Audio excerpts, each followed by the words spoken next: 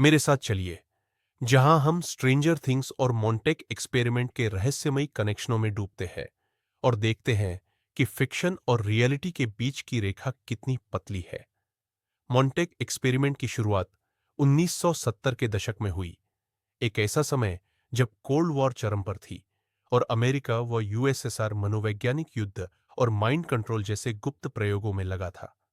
कहा जाता है कि कुछ प्रयोग इंसानों पर किए गए और कई बातें आज भी गुप्त है। अब सवाल यह है कि स्ट्रेंजर थिंग्स का इससे क्या लेना देना। शो में हम सरकार के गुप्त प्रयोग, अलौकिक शक्तियां और अल्टरनेट डायमेंशंस देखते हैं, और हैरानी की बात यह है कि यही थीम्स मॉन्टेक एक्सपेरिमेंट की कथाओं में भी मिलती है। स्ट्रेंजर थिंग्स का अपसाइड डाउन, एक समानांतर डरावनी दुनिया, पूरी तरह काल्पनिक है, लेकिन मानव मन के अनजाने क्षेत्रों पर किए गए प्रयोग और दूसरी वास्तविकताओं को समझने की कोशिश मॉन्टेक एक्सपेरिमेंट की कहानियों में मौजूद है। दोनों में सबसे बड़ा कनेक्शन है सरकारी रहस्य।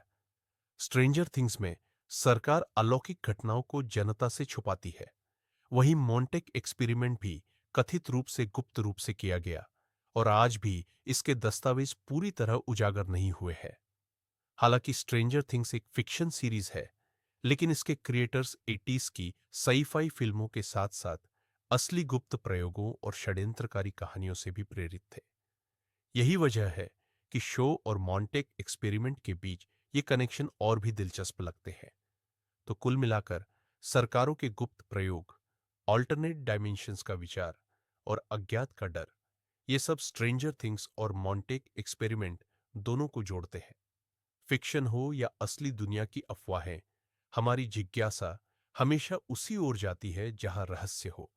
आपको क्या लगता है? क्या ये कनेक्शन सिर्फ संयोग है या इसके पीछे कोई सच्चाई छिपी है? कमेंट्स में जरूर बताइए।